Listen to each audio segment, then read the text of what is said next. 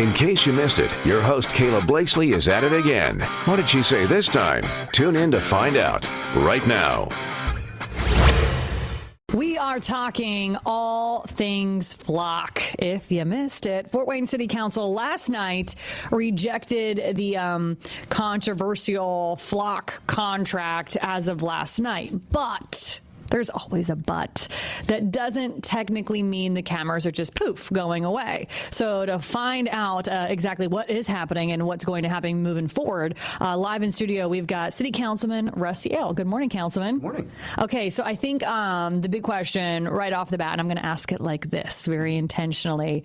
Did council vote last night to end flock in Fort Wayne, or did you simply reject this particular $120,000 expenditure? Right. So the only way that City Council has been approached by the Fort Wayne Police Department on flock was to ask for forgiveness rather than permission. So they showed up, they said, oh, hey, we've been doing this for a couple of years, and now we need you to appropriate the money for us. Well, so last night was technically an appropriations bill, but council made it crystal clear that it was a de facto prohibition, and that we expected the mayor and the police department to honor the will of the legislative body and also acting as a fiscal body, and that this was a de facto prohibition. So there should not be any questions this morning, and if anyone from the administration has said anything to even begin to ask additional questions, that's a problem. Oh, Russ, I've got lots of questions. So technically, City Council, and I just want to make sure I have my facts straight, approves expenditures $100,000 or more, correct? Mm-hmm. So technically, could, hypothetically, the Fort Wayne Police Department, I don't know, let's say take a couple of cameras away, reduce that expenditure to, let's say, I don't know, $90,000, I don't know, and continue using the cameras without coming back to flock? Yeah. Now you're beginning to. Now it's beginning to sound like we're talking Glenn Beck here on federal level. Listen, it's not just my concern, Russ. Is it possible that the legislative body and the executive body might that the legislative might speak, and then the executive body might try to go around them? Goodness. Not. I think it was very definitive. Can I tell you why that concern is being brought up? Well, I think it's very reasonable, because why are we here? Right. We are here because it was instituted without the knowledge of the council and without the knowledge of the public, and it is a civil liberties issue. It is crossing the Rubicon when it comes to surveillance, and so we insisted on transparency. We insisted on discussion. We gave it the whole summer. And we said very definitively no, and that should be the end of it. And if need be, there were members of council last night that talked about instituting a ban if that needs be. I think that would. I think that I hope it wouldn't necessarily immediately have to come to that. I think that the mayor or the police chief could just simply say, yeah, we got the message, they're coming down, and that would alleviate the immediate concerns. Well, that would be nice, but I think what kind of threw a wrench into it is right after council's meeting last night, the Fort Wayne Police Department, they released this statement, and there's a line in the statement, I'm sure you've read it, I'm not going to read the whole thing on the air, but it says that they will evaluate the impact of tonight's decision and determine the appropriate path forward. Right. What do you make of that wording? I make of that as a press release that was written very well. And if it's anything more than that, then that would only hasten a ban. So what happens then? To my knowledge, there are 36 flock cameras around town. What now happens to those cameras? Yeah, and that's another great question, because last night was an appropriation. Mm-hmm. With the initial vote now being at the beginning of the summer, being basically a tied vote, the expectation was really on, are we going to approve it or not approve it, and so. There hasn't been the how do you clean it up discussion yet. So that last night was just the are we going to leave it? Are we going to approve it?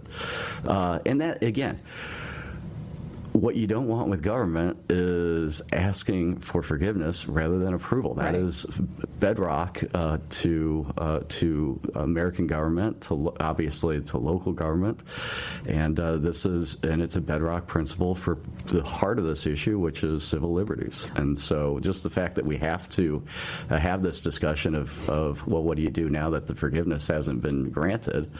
Well, that's immediately for the mayor and the police department to explain what happens next. Well, then let me ask you this. I know you can't wave a magic wand here, Councilman Jehl, but let's say 6 months from now, I'm driving through Fort Wayne. Do you think I'll still see flock cameras? No, I don't. Okay. I hope your magic wand is correct on that one. You sound very confident. I'm glad. I'm relieved to hear your confidence. But let's back that up, because what this is a grassroots vote. This is a grassroots discussion. This is actually a national vote that we took last night. Why do I say that? It's because really the discussion of flock is really, I think, something going on nationally where it is tied to a pushback on big tech and a loss of privacy and of government creeping in too much into the American life. And it wasn't just Fort Wayne; it's throughout the nation. There's a feeling that needed pushback, and it went all the way up to I think you just posted something recently of President Trump taking notice and saying, "Oh, this flock thing. I guess maybe nationally we should be looking at." Well, yeah, because the biggest fear is that flock turns into a true national network, and that's where the true danger is with it. Yeah. So, The Fort Wayne might have got the attention, but there are flock cameras instituted by the county. There are flock cameras instituted by the state. And at the very least, where this legislation needs to begin with is not in Fort Wayne. It needs to begin in Indianapolis so that the state gets this figured out. And ideally, it'd be nationwide. Obviously, we've even seen Congressman Stutzman take an interest in this after he was stopped by a flock camera, I think, at his own house. It was for an expired registration. That is what it was. Expired plates. So yes, we had a local vote last night. It's a national issue. We weren't going to fix the national problems with the Fort Wayne vote last night. That's why the only way forward was to just acknowledge it's a Wild West as far as technology outpacing the ability of legislation to keep up with it, and it definitely needs national leadership, state leadership at the very least. And that's definitely happening. We've talked to a lot of our state house boys, and they are on it. I do believe some legislation is going to be introduced at this next legislative session. But from me to you, and in fact, you got a lot of kudos even last night from other members of City Council. You really dug deep on this one and did a lot of groundwork when it comes to just researching flock in general. So from me to you, I'm just very appreciative of your due diligence. Oh, that's kind of you. Well, I might not be too kind to you next week. We'll find out, Councilman. I do. While you are here. Well, you're only as good as your last vote. That's right. I know how it works. That is so true. That should be on a bumper sticker for you. But speaking of due diligence, you are headed to Lafayette tomorrow, correct? To visit essentially a resource center very similar to the Anchor Resource Center that's being proposed for downtown Fort Wayne. I mean, what are you hoping to see? What do you think you'll see? How will that impact your thoughts on that vote coming up in a week? I mean, I think you know that I have been skeptical of the proposal, but the mayor has put out a serious proposal and pointed to Lafayette. We've given this a whole summer of due diligence as well to make sure that we know as much as we can. The public knows as much as we can. But so in July, I said, okay, well, I should take a look at it in person, and it's taken a month and a half to actually get a date. You've been kind of busy. They can give me, and so so I look forward to kind of seeing what the best case scenario is based off of what administration thinks they want to model their proposal after. Well, then after that visit on Thursday, can I maybe have you back on Monday morning? We can talk about your visit and then preview that vote on the Anchor Resource Center coming up Tuesday night. I think it'll be real interesting to see how that is working there also see the impact that it's had on that neighborhood, because that's really the biggest pushback on this particular proposal has been the location. The location being by the Y, by a school,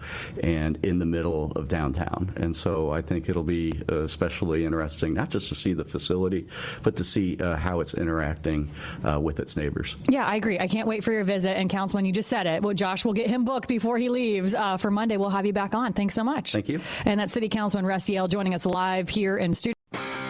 Hey, it's KB. As a show of appreciation for listening, use my promo code WOWO for deep discounts on all kinds of products at mypillow.com. That's promo code WOWO. Podcasts by Federated Media.